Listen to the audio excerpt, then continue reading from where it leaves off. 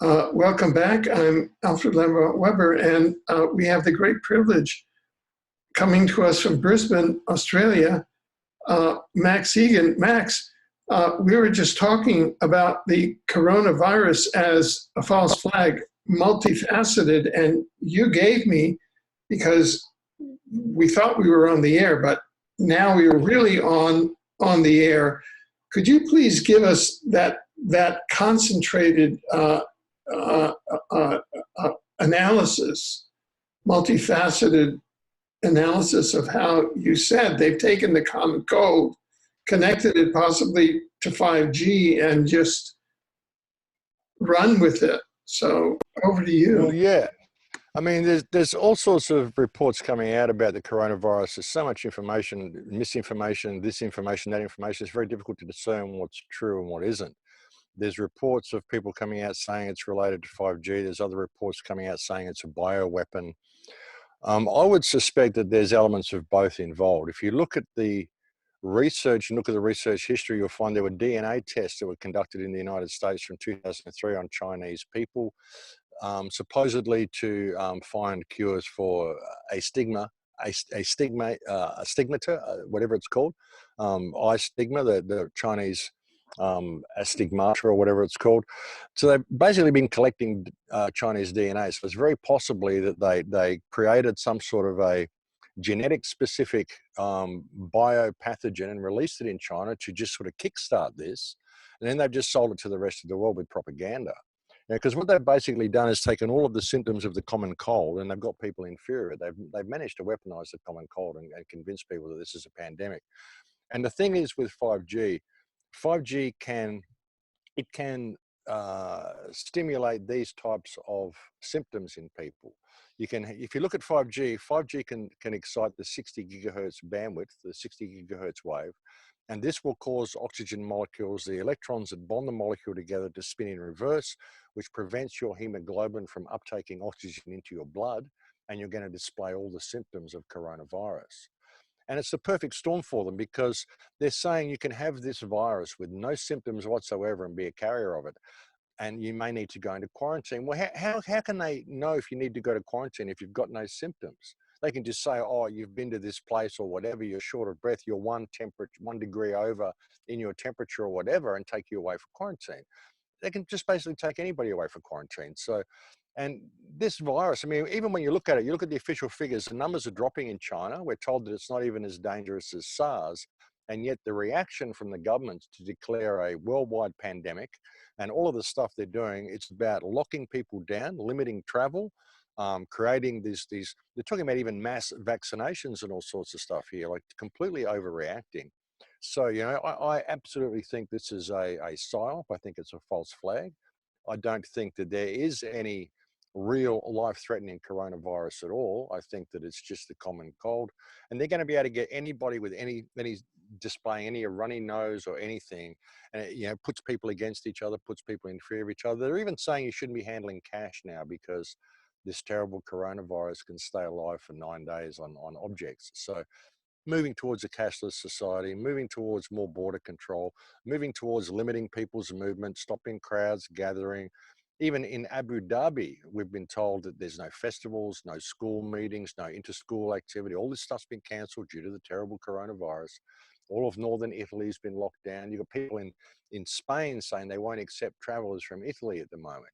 You've got the UK predicting a huge coronavirus outbreak there. I mean, it's ridiculous. It's completely ridiculous. And like I said, they can use 5G to create these symptoms in people. And 5G is targeted as well. 5G is a targeted system. If they've got your DNA code, they can target you specifically. So they could put out a 5G wave and they could have certain people in a room having respiratory problems and not others because it's all targeted. You can target individually with 5G. So, you know, I think this is a huge push for their end game. It's what they're going to use to cover up their economic mismanagement. They'll be able to do their financial reset, blame it all on a failing of world trade because of the coronavirus. So it's the perfect storm that they've created, brother. And it's simply weaponizing the common cold and convincing everybody that the common cold is a pandemic. About people even having panic buying in supermarkets here. It's ridiculous because there was one one person died in Perth and they said it was coronavirus. Now, they could say it's anything. Anybody who dies, they can just say it's coronavirus and the whole country will go into panic. And that's kind of the situation they've created. It's a perfect storm, and it's been created by governments in order for them to usher in their new system, I would expect. And I think we're going to see definitely some sort of financial reset either this year or early next year, and they'll blame it on this virus. Right. So what do you think? Do there seem to be any actors other than we in the population who are aware of this, or is pretty much everyone in the system co-opted into this? Because even Trump now had a meeting today asking the corporations to come up with a vaccine, and some of the analysis that we've seen, people have said that any vaccine, that quote vaccine that's created for this, is in fact a depopulation agent itself. So are there any actors inside of the matrix, either government or health or media, that are all aware of this, or are they all kind of caught up in it and it's just we out in the public that are standing up and saying, wait, this is a false flag, this is just the common cold, as you say, weaponized? Well, none of the politicians are talking about it. Absolutely. There's certain nurses and doctors that are speaking out about it, saying this isn't anywhere near as bad as what they're saying, but none of the politicians. I mean, they all see this as an opportunity. They're all players. I don't think there's anybody in there who is actually, working for us. But I mean, a lot of them, whether they're co-opted and whether they're doing it deliberately or whether they simply believe the propaganda, you got to ask that question as well. I mean, a lot of the people out there actually believe in the fear that the government's telling them. And a lot of people actually believe their government is honest for some bizarre reason. They still believe these people after their track records. But, so you can't blame everybody, but certainly the ones at the top, I would just say, know what's going on. And you certainly should not be taking the vaccines. All vaccines are part of a depopulation agenda. I recently published a show on my YouTube channel. It wasn't mine. It was a report put out by a couple of other guys, the Mike and Doug show, and they talked about an organization called Kinetic, which is run by the Queen, which all the Five Eyes, all the Serco information, everything funnels back through Kinetic. So it's all part of the same thing. And these guys go way back to Dr. Livingstone, Dr. Livingstone, I presume, back when he went to Africa in the late 1800s, and what that was all about, which was actually locating poisons in the jungle and the cures to those poisons to bring them back to the West so they could create the pharmaceutical industry and the vaccine industry. They could release pathogens and sicknesses into society and then bring out their magical cure, their vaccine for them, which was all stuff they'd pulled out of the jungle prior just to set up this, pharmaceutical dependent society that we've got now. So you certainly shouldn't be taking any vaccines at all. And I don't think Trump's on our side. I've never thought Trump's on our side. I don't trust any politicians. I think they're all bought and paid for, otherwise they don't get the big chair. Right. Right, exactly. These are some I just want to pull up. John Rappaport had a very interesting article today where he went through and really showed a sequence of how this false flag was really carried out, which he calls the propaganda germ, starting out in Wuhan, which you said it's supposed to be the 5G center, and where perhaps some bioweapon was seeded there, and then the World Health Organization and the CDC seems to have entered in there. Then the Chinese government locked down several cities. Then the epidemic story was brought in by the press, then with two themes. The virus is spreading, containment will be difficult, containment isn't working, it's coming to your country, panic buying in in stores, all of this seems to be so highly orchestrated. Who do you think, so where is this script going, and how can we cut it? Who is it, just we in the civilian population, or are there methodologies that we can use to go in and to begin to cut this kind of AI? It's as though a sentient AI has taken over the matrix, you know, and taken over the government, the WHO, the media, the CDC, and just promoted this global robot. What are your thoughts on that score? Well, yeah, I mean, it doesn't seem like there's people planning this. It really doesn't. I mean, you know, once you put the algorithms in place and the algorithms start offering you their opinion on what the best action is, well, before you really realize it, you've already handed control over to AI. And that appears to be a lot of what's going on. I mean, this is highly scripted. It's absolutely scripted. That should be obvious to anybody. Just the reactions that they're doing. I mean, this is what we expected. We expected them to use some sort of an excuse to bring in the new system and to you know, do the financial reset. And we know they want max vaccinations. And when you look in China, there was also, you know, the outbreak being in China in Wuhan. Wuhan, like you say, was the first place to run the 5G system. There were also two episodes of mandatory vaccinations that happened in China last year. There was one in June and one in December, which was right when the virus broke out, and these were measles vaccinations. Apparently there's this worldwide effort to eradicate measles as being such a dangerous disease, when it's not a dangerous disease at all. It's actually quite a beneficial disease that children should get before they're 5 years old, because it supercharges their immune systems. But there was a run of vaccines that were given to the Chinese people just prior to this outbreak happening. If the United States had released some sort of a virus in there, or if even the Chinese government had released it in there, I mean, they all work together. That's something people can't get their heads around, is that, you know, why would the Chinese do this to their economy and all that? The money's fiction. The money's there to control us. They don't care about the money. They can print as much as they want. They already own everything. You know, they already own all the people even. All the governments work together. It's one big puppet show. Like, who wants to be the enemy in this year? Who wants to be this year? Who wants to be that? Who can we put up and hang out to dry? What are we going to do? How can we sell it to the people? You know, so the fact that this has started in China, China wants to depopulate a lot of its people anyway. And even some of the videos that are coming out from China, you know, we know how oppressive it is in China. Yeah, we're seeing people being beaten up by police and dragged away. We're seeing how are the police letting them video this, and how's it getting out to us? You know, all these buildings being locked up and sealed and people locked inside, but you don't really see any people trying to get out the windows or anything. Where are these buildings? Maybe they're in the ghost cities. Maybe half of this is staged. Maybe they're just putting all these videos out there to make us think that this is how terribly repressive it is, to push this whole fear propaganda in everybody. You know, it's like you say, it's a propaganda virus. This isn't going to kill massive amounts of people. It's just the fear they want to put into people. Like I said, they want to be able to limit travel, give people mass vaccinations to protect them, and the vaccinations themselves will be what contains the pathogen.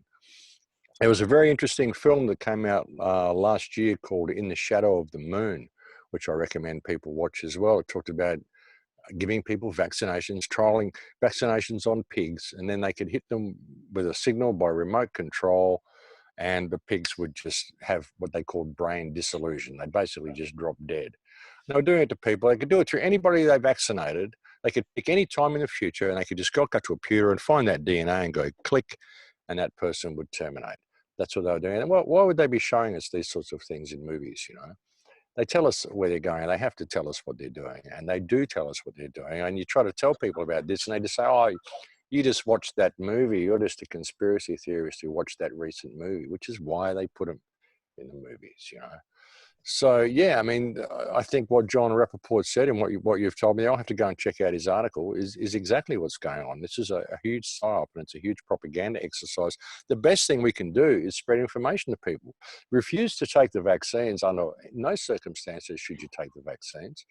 and get information out to people. One of the best things people could look at is a video put out by Dana Ashlie called The Best News You've Heard on 5G All Year or All Month, kinda. I think you even sent me that link. I've been sharing it everywhere. I contacted her and told her what a great job she's done with it. I've talked about it on my last couple of reports I put out. Everybody should watch that video. She completely nailed it, what their plan is, what the 5G system is capable of, and just how ridiculous all this propaganda we're being fed is, you know. But the problem is that so many people buy into it. Like you say, even the people in the military and the politicians, you know, the ones that aren't directly involved in selling this lie to the people, very likely simply believe it. They believe that the terrible coronavirus may be real. So, you know, you can't automatically categorize people. A lot of lower level politicians, I think, actually join politics because they think they can make a difference. You know, and once they get in there and they get offered certain bribes and they get bought and paid for, then they might make a difference. If they get offered these places and they don't accept, well, then they never get anywhere. And if they're not displaying the right personality types, they probably never get offered these positions anyway. They just get caught in the red tape and along for the ride. So you can't blame all of them. A lot of people who join the police and military and even politics, I would suggest do so for the right reasons at the beginning. But once they get in there, they realize, well, you know, there's nothing they can do within that system. So, but I think the ones at the top definitely are compromised. And I don't trust any of the world leaders at all. And I certainly don't trust the medical profession, the heads of the medical profession.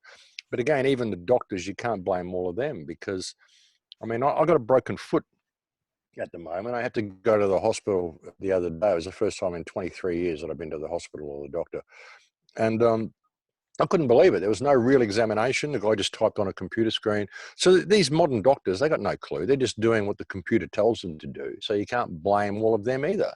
You know, it's the ones at the top that are writing the programs and giving them textbooks and all that sort of stuff is where the problem lies. But, you know, doctors today aren't really like doctors. They don't give you any real examination. You go in there, tell them your symptoms. They'll type it into the screen. The computer will tell them a list of possible diseases you could have, and they can just pick one like a lucky dip, and the computer will tell them a list of medications they can prescribe, and that's it. Thanks for coming. Give me the paycheck. No examinations. They're not really like doctors at all. They're all just doing what they're told. So it's very difficult to know where to lay blame until you start looking at it deeper and you see, well, it looks like it is some type of, you know, semi-sentient AI that is already running things, as you said, because it's just all according to the algorithms where it goes, and people are just programmed to do what they're told. You get that, and this is the world we end up with, brother.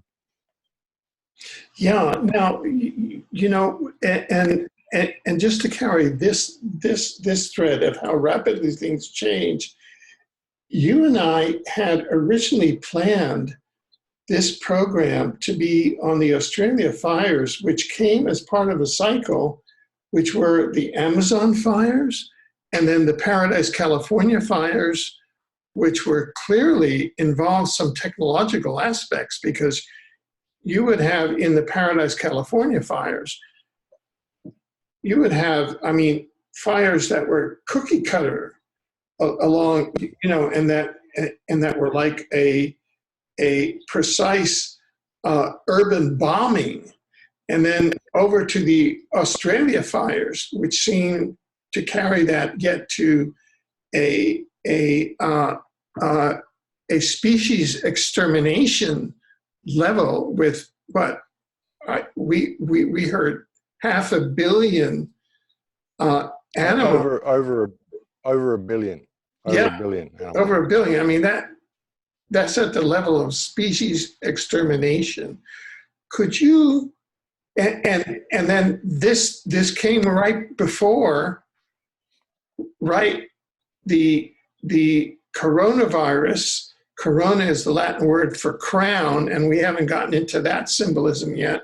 But this, right on the heels of that came the coronavirus. And then could you give us your insights on the Australia fires, those series of fires which seem to be scalar weaponry or laser space-based or land-based or air-based scalar or laser, you know, some form of directed energy weapon. Could you give us your insights on what all those fires are about and how it might, you know, we're perhaps reaching here, but it seems to be all of a piece. Well, yeah, I mean, the fires that we had here were unprecedented. And to say that, I mean, we've had bigger fires, we've had more land burn, we've had longer fires, we've had hotter times in the country than we've got now. They're saying the global warming, it's unprecedented temperatures. No, we've had hotter temperatures in this even when I was a kid. I remember hotter temperatures than we've got now. But the fires here in Australia, I mean, they were the result of like 20 years, 23 years of aerial spraying, you know, incendiary dust. When you look at what's in the chemtrails, I've done a lot of research into this, you know, the geoengineering that's going on. This is barium, strontium, and aluminium are three of the main components, which is the same components as sparkler dust. So this is highly inflammable material.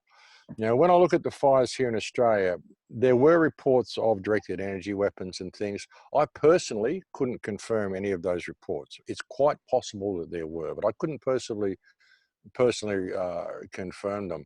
We did see things like melted hubcaps and stuff, but again, this could be because of the incendiary powder that's used, that's sprayed in the skies. The thing is with Australia as well, we have major bushfires here all the time, and this country was so dry. They've actually stolen our river systems. They've got cubby farms. They've got places in the centre of Australia that are farming cotton and stuff. Cubby farms, for example, one place which is 75 kilometres long. It's virtually like an inland sea. This is channeling the water out of two river systems just to store for this cotton growing industry they've got going on there, which is drying out the whole south end of the country. So we've had severe water mismanagement, and we've had this incendiary dust spring sprayed for 20 years, and we get a lot of bushfires here. It's a tinder dry country, and the conditions that we had last year, you could literally just throw a cigarette butt out a window and you get that sort of a result, these sort of fires. There was a guy in Sydney who had a roller door fall off the back of a trailer onto the road, and it created some sparks and started a fire on the side of the road. They had to get the fire brigade to come and put out. That was just a piece of tin falling off the back of the car. That's how dry it gets in this country. So, you know, with the reports, I did a lot of really full-on reports about the Australian fires. I suspected they have used directed energy weapons to start them in some places, but I can't prove it. So I'm not going to put it out there and say that's what they did, because I think it's very important that people stick to the facts in these things. You know, and they also do things to make them obvious, and then so that you'll call it somewhere else. People do this. They do this all the time. They lead people astray. It's like they made I think they made the California fires so obvious that they were directed energy weapons that now everyone, when they see a fire, they're going to say, oh, it's directed energy weapons. The way they did with Sandy Hook and the Boston bombing, they made these things so obviously fake that now everyone will see shootings and go, oh, it's all a hoax, it's all crisis actors. But they do that for a reason, because they want to control the narrative to make us all look like tinfoil hatters, you know. So we've got to be very careful of what information that we're sharing. You know, and the Australian fires was a huge animal depopulation. It was a huge, an effort to open the country up to mining. Like, they found huge lithium deposits on Kangaroo Island, so they burnt that all out. No one wanted any mining there, but now they're saying it's too dangerous to live there. We've lost the largest koala colony in Australia. About 30,000 koalas were burnt alive on Kangaroo Island, you know, by these parasites who started these fires. But they found huge lithium deposits there. And the government is saying, well, at these places in the country where the fires went through, it may be too dangerous for you to live there, so we're going to initiate buyback programs. We're going to buy your land back from you, bring you in more to the safety of the city. So it's all about bringing people in, creating these smart cities, reclaiming the country, saying they're reclaiming it for nature, but what they're doing is reclaiming it, telling you not to go there. And you don't know what they're doing. They won't be returning it to nature. They'll be opening it all up for mining the way they've done with the rest of this country. So that's what it's all about. It was about Agenda 21, the land grab, get people off the land into the country. And they do it in such a way. I mean, a lot of the people in New South Wales, where the main body of fires were, a lot of people in New South Wales don't have any insurance on their homes, because the insurance premiums are through the roof in New South Wales, because they've got a certain arrangement in New South Wales where the rural fire services are actually funded by a tax that is put on home insurance. So the home insurance premiums are through the roof. So no one really wants to insure their homes. And because they're not insuring their homes, the rural fire service doesn't have any funding. You think this isn't set up deliberately so that people will be uninsured and the rural fire service will have no funding? And then when these fires happen, they just can't put them out. You know, and these fires that we had, the fireys were saying like nothing they've ever seen. They were so hot and moving so fast, going like 20 miles an hour across grass fields and stuff. You know, one guy said he had fireballs coming across his property that were between 50 and 500 meters across that were white flame. What produces white flame? Barium, strontium, aluminium. Aluminium is kind of a yellow flame, but barium and strontium are white flames. So they've got these 500-foot white fireballs, or 500 meters white fireballs, going across the top of the trees, going so fast through the trees that they're not even igniting the trees. They're just igniting the gas on top of the trees. He said it was surreal, like nothing they've ever seen. Impossible to put these fires out. And you know, this is a result of all the spraying. And like I say, in that, you don't need directed energy weapons, but using them somewhere else so then people claim they're being used everywhere is a great way to control the narrative. Now, you've got to be able to think 6 or 7 moves ahead to understand how these guys work, you know.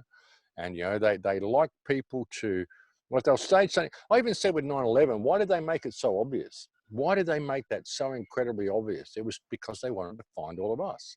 It's a fishing exercise. They want to see who are the awake people, and then they want to control that narrative. So you've got to be really careful and look at every event as a standalone event. Sure, there's going to be certain things that are related to others and certain things they do, but you can't just say, well, because they did that here, then they're going to do it here. You've really got to look at it as a standalone event and look at the bigger picture and see where it's all being led, because they love to control the narrative and they love to make us all look like idiots. So we've really got to be careful of what we're telling people and the information. We've got to really, really vet the information that we bring to people. Yeah. So where do you think now, or I mean, just kind of from your informed kind of your informed insight, where do you think they're trying to push the narrative now? You said they're trying to bring in the new economic agendas, the cashless society, etc. with the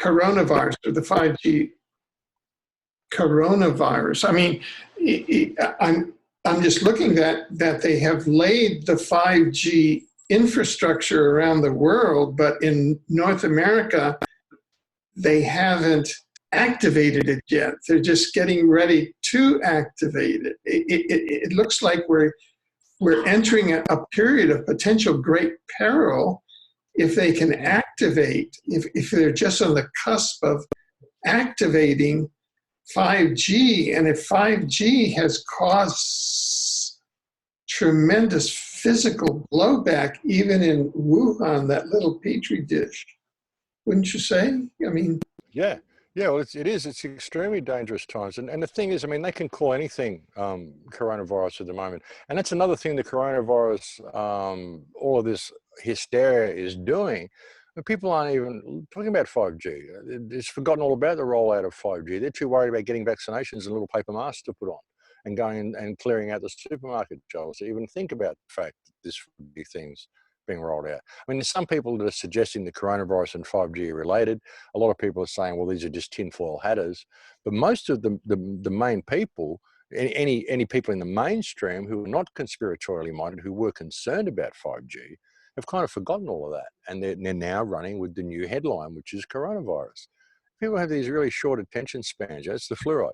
You know, people say, oh, the fluoride, you know, wouldn't it affect us more if it was really... No, you don't remember anything from one day to the next. That's the fluoride. The fact that they can change their headlines every couple of days and you forget all about all this other great crisis, that's the fluoride. So, yeah, a lot of people, you know, they're not even paying attention to 5G. But, you know, I think, like I said, they can label anything as coronavirus now, because a lot of people will say, well, there's areas like in Iran and whatever where there's been people that have been taken by coronavirus. They don't have 5G there. Well, how do we know it was coronavirus? It was just the newspapers said it was coronavirus. The government said it was coronavirus. These are a bunch of barefaced lies. These have got a terrible track record. If you look at government, why are you going to believe anything they tell you? Now, they can say anything they want is coronavirus now. Even some of the figures that they give us. I mean, I was looking at the Worldometer the other day. It said that there were 2,773 people or something killed from coronavirus, and there were 76,000 people who died from the common cold or the seasonal flu this year.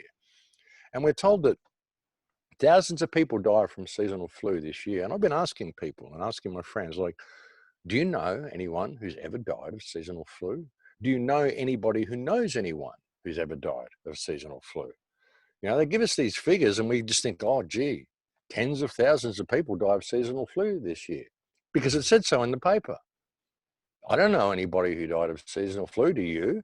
Do you know anybody who does? That's what I mean. All the figures they give us, it's a propaganda war that we're facing here. And as John Rappaport said, this is a propaganda virus. It's a propaganda virus. So yeah, people need to put down all the fear, brother, because what they're going to do with this is use it for a financial reset. And all of the government's been talking about, the toilet, it's the CDCBs or something, CDBCs. It's digital currency that all the governments are talking about. They need to develop their own form of Bitcoin, if you will, their own form of cryptocurrency. You know, the cryptocurrencies that we've got now could actually work against their system, but if they manage to bring in their own form of digital currency, make it mandatory and compulsory that you use it, and then bring in a social crediting system, well, that's when they've got us. And that's the plan. And that's what they could possibly do with all of this. You know, all they've got to do is say, well, you know, the whole economy's gone because of world trade's fallen down because of the coronavirus. So we just need to restructure things. And you don't want to be using money anyway, because money contains the deadly bacteria that will kill you. So it's all got to be digital. It's all got to be controlled. And we're all going to do this cryptocurrency. That's what I think they're pushing us towards. And they're trying to find a way of ushering that in and creating the excuse they can use to do it, because not too many people are going to want to change to this type of a system. They have to be propelled into it. They have to believe it's being done for their safety and their protection.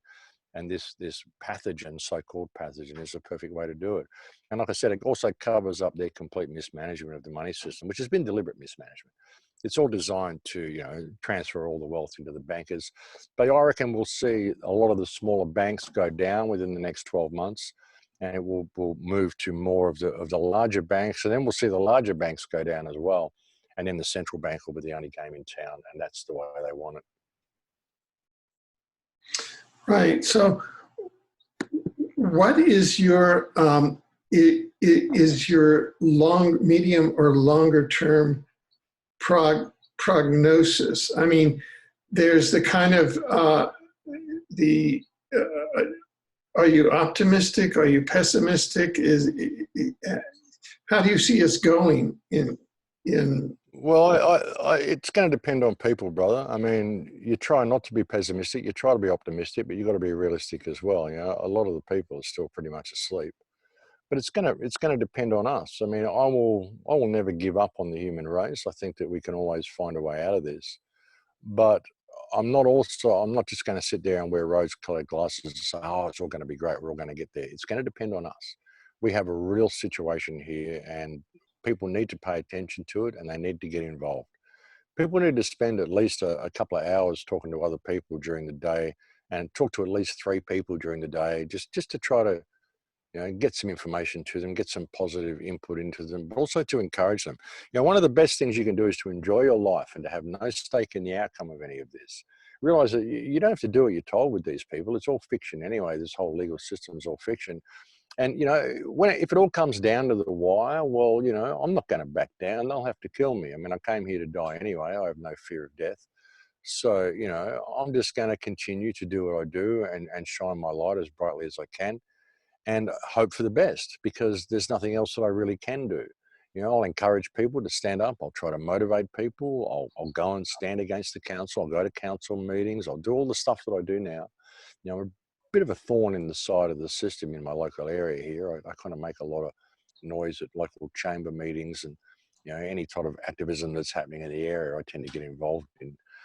But you know, it's going to depend on us, brother. You know, if people don't stand up, then it's going to be, you know, a system like Orwell's worst nightmare. You know, as George Orwell once said, if you want a vision of the future, imagine a boot stomping on a human face forever.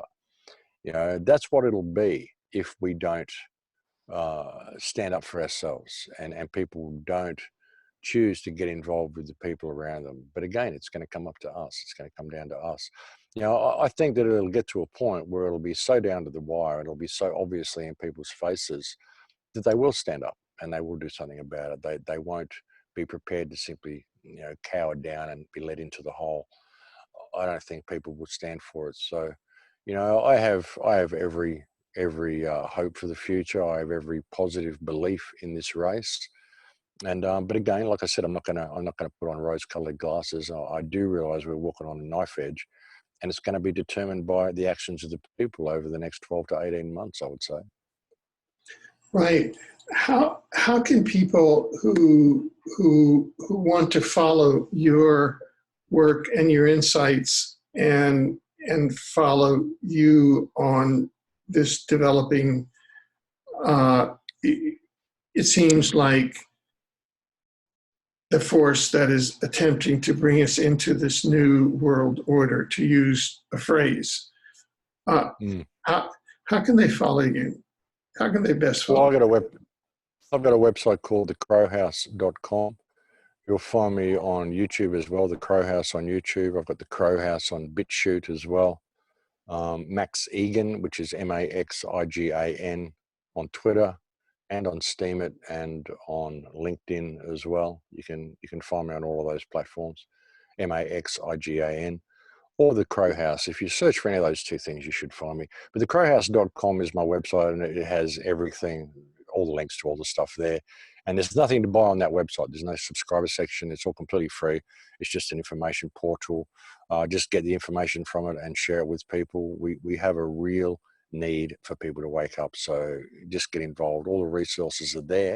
A lot of links to a lot of other websites as well. So it's all there on thecrowhouse.com. And thanks for having me on, brother. Pleasure to come and talk to you.